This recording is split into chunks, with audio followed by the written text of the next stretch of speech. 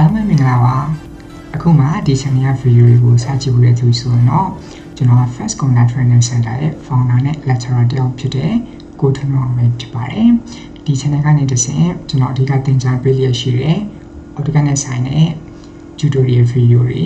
SketchUp, 3D Max, Photoshop နဲ့ဆိုင်တဲ့ tutorial video တွေနဲ့တခြား Computer Knowledge Sharing tutorial တွေကိုဒီ channel ကနေတစ်ဆင့်နောက်ပေးလျက်ရှိပါတယ်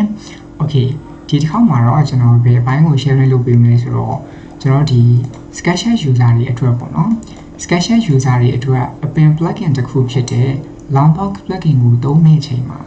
ကျွန်တော်ဒီနောက်ဆုံးထွက်ရှိလာတဲ့ Laubwerk plugin နဲ့ SketchUp 2023နဲ့တွဲပြီးတော့ပေါ့နော်ဒီ V-Ray latest version ကိုသုံးတဲ့အချိန်မှာတွေ့ရတဲ့ဒီ error ကိုကျွန်တော်တို့ဘယ်လိုရှင်းသွားမလဲဆိုတဲ့အပိုင်းကိုကျွန်တော်ဒီ video file မှာပြပြပေးသွားမှာဖြစ်ပါတယ်။တော့ error ကကျွန်တော်ဒါကြိုရှင်းပြလိုက်ပါဘောနော်။ error ဆိုပါလဲဆိုတော့ anyway to create the error report please verify that there is enough space in your temp folder နော်။ဒီလိုကြီးကြာလာတယ်ဆိုတော့သူပြောပုံအရဆိုလို့ရှိရင်ကျွန်တော်တို့ဒီ C column ထဲမှာပဲ story ကမလောက်တော့တယ်လို့ပေါ့နော်။တကယ်တော့သူကဒီ error က story မလောက်တဲ့ error မဟုတ်ဘူးနော် story မလောက်တဲ့ error မဟုတ်ဘူးဒီ SketchUp 2023နဲ့Laubwerk ကိုတွဲပြီးတော့ V-Ray မှာ V-Ray runner နဲ့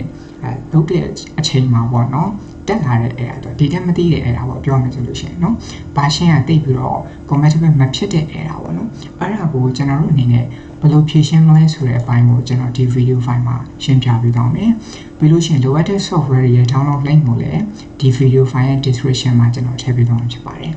okay ဆက်ကြည့်အောင်နော်ဒီမှာတော့ကျွန်တော်အခု install လုပ်ထားတာ SketchUp 2023 latest ပေါ့နော် latest ရှိမယ်ပြန် Laubwerk ကလည်းမနေ့ကမှကျွန်တော် download တော့ဆွဲထားတဲ့ version ပါ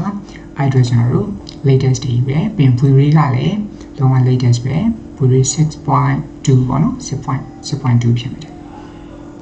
Okay နော်version တစ်ချက်ကျွန်တော်စစ်ပြမယ်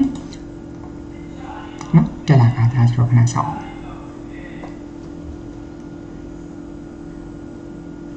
software တွေ loading လုပ်တော့မှတခုခုကျွန်တော်တော့ highlight တယ်ဆိုလို့ရှိရင်တော့ no response ဖြစ်သွားတတ်တယ်เนาะခဏတော့စောင့်ရတယ်ကျွန်တော်ခဏသွားပြီးချိန်လိုက်တယ်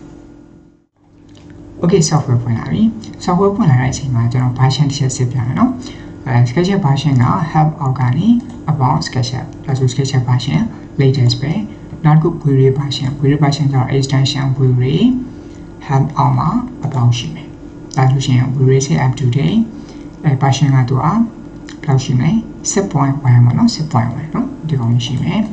နောက်တစ်ခုကျွန်တော်ဒီမှာ Laubwerk ကြတော့က extension Laubwerk about เนาะLaubwerk နောက်ဆုံးအတွက်ပဲဒီကောင်ရှိပြီမယ် Okay တော့ Laubwerk နဲ့ပတ်သက်ပြီးတော့ဘယ်လိုသုံးရမလဲဆိုတာတော့ကျွန်တော်ရှင်းမှာအများကြီး share လုပ်ခဲ့ပြီးသွားပြီဒီမှာကတော့ကျွန်တော်အဓိကအဲ့ဒါတက်တဲ့အပိုင်းကိုရှင်းပြမှာပေါ့နော်သူ့မှာအဓိကပါတာက Plan Library Browser ဆိုပြီးတော့ပါတယ်ဒါကကျွန်တော်တို့အပင်ကိုယူသုံးရမှာเนาะဒီ plugin pack တွေကျွန်တော်အပင် library တွေ1 to 7ရှိတယ် pack 1 to 7ရှိတယ် icon link တွေကိုလည်းကျွန်တော်ဒီ video file ရဲ့ description မှာ download link တွေချပေးထားမယ်เนาะတုံးရတယ်เนาะဒါတော့ကျွန်တော်ဒီမှာတော့ default ပဲเนาะ default အပင်ကတော့နည်းနည်းလေးပဲပါတယ် icon လေးတွေနဲ့ကျွန်တော်စမ်းပြသွားမယ်เนาะတက်လာတဲ့ error ကိုဘယ်လိုရှင်းမလဲဆိုတာကိုကျွန်တော်ပြပြသွားမှာဒါတော့ attribute editor ဒီကနေအပင်တွေယူမယ်ယူလိုက်တဲ့အပင်ကိုဒီမှာသွားပြီးတော့ပြင်လို့ရတယ်เนาะ library browser ခေါ်လိုက်တယ်ပြီးတော့မှကျွန်တော်အပင်တွေကောက်ထည့်လိုက်တယ်เนาะ space ပို့တော့ပြန်ထွက်လိုက်တယ်ပုံမှန်တိုင်းဆိုလို့ရှိရင်အဲ့လိုထည့်ပြီးပြီဆိုလို့ရှိရင်ကျွန်တော် runner လုပ်ပြီးဆိုတာနဲ့သူကတန်းပြီးတော့V-Ray frame buffer ထဲမှာပေါ်လာတော့မှာเนาะပေါ်မလားဆိုလို့ရှိရင်ခုနကလိုမျိုးကျွန်တော်ပြတဲ့ error မျိုးကြာလာပြီဆိုလို့ရှိရင်ဘယ်လိုရှင်းမလဲဆိုတဲ့အပိုင်းကျွန်တော်ပြပြမယ်အခုတော့ runner အရင်လုပ်ကြည့်လိုက်မယ်เนาะ Okay ဒီမှာတော့ရနေပြီเนาะရနေပြီတကယ်လို့များပေါ့နော်ဒီလိုကြမလားလေဒါကျွန်တော်အရှိမှပြင်ပြီးသားဖြစ်နေလို့တကယ်တော့เนาะပြင်ပြီးသားဖြစ်နေလို့เนาะဒီလိုကြမလားတယ်ဆိုလို့ရှိရင်ဘယ်လိုပြင်မလဲဆိုတော့ကျွန်တော်တို့သူ့ကိုဆက်လက်ပေးလိုက်ကြတယ်เนาะတကယ်လို့ပေါ့နော်တကယ်လို့ကျွန်တော်ခုနကပြလိုက်တယ်လို့ဒီလို error ကြာလာတယ်ဆိုလို့ရှိရင်เนาะဒီလိုမျိုး error ကြာလာတယ်ဆိုလို့ရှိရင်ဘယ်လိုပြင်ရလဲဆိုတော့သူ့ကိုဆက်လက်ပြီးပြင် plan attribute editor သူ့ကိုသွားပြီးပြီဆိုလို့ရှိရင်ကျွန်တော်ဒီမှာဒီညမှာပုံမှန်တိုင်းဆိုလို့ရှိရင်ကျွန်တော်ပြမယ်နော်ပုံမှန်တိုင်းဆိုဒါမျိုးလေးရှိတယ်အဲ့အချိန်ဒီမှာဆိုလို့ရှိရင်ကျွန်တော် runner လုပ်တဲ့အချိန်မှာအဲ့ဒါတက်တယ် နော်ဒီလိုချင်းတွေမှာ render လုပ်လို့ရှိရင်အဲ့ဒါတက်တယ်ဘာလို့ဆိုတော့သူ့ရဲ့ material တွေကိုကျွန်တော်တို့ဒီ V-Ray နဲ့မချိတ်ခါသေးဘူးနော် SketchUp တွေကို import မလုပ်ရသေးဘူးသူကအဲ့အချိန်မှာတွားပြီး render ချင်ခွန်းလိုက်အဲ့ဒါကြာတယ်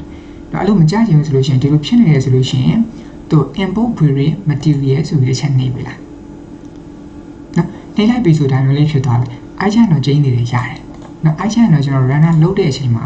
တခါတည်းဒီ VF တွေမှာတန်းပြီးတော့ပေါ်လာတယ်သူကနော်အဲ့ဒါမတက်တော့ဘူးနော်အဲ့လိုမျိုးရှိပြီးတယ်သူက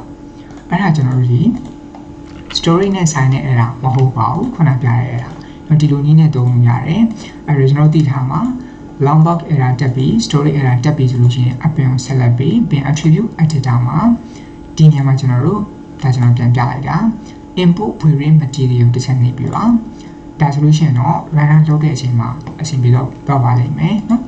import လုပ်လိုက်ပြီးပြီဆိုလို့ရှိရင်လည်း access editor မှာတော့ကြည့်ကျွန်တော်အဲ့ဒီ material အကုန်ပြင်လို့ရတယ်တော့ဒီထဲရောက်လာပြီဆိုလို့ရှိရင်တစ်ခုချင်းကိုကျွန်တော်ပြင်လို့ရပြီ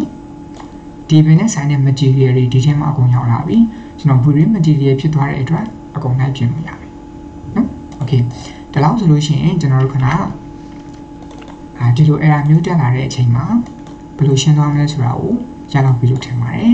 okay ဒီ Laubwerk နဲ့ဆိုင်တဲ့ download link တွေကိုကျွန်တော်ဒီ video file description ထဲမှာထည့်ထားပေးပါမယ်နော် okay ကျေးဇူးတင်ပါတယ်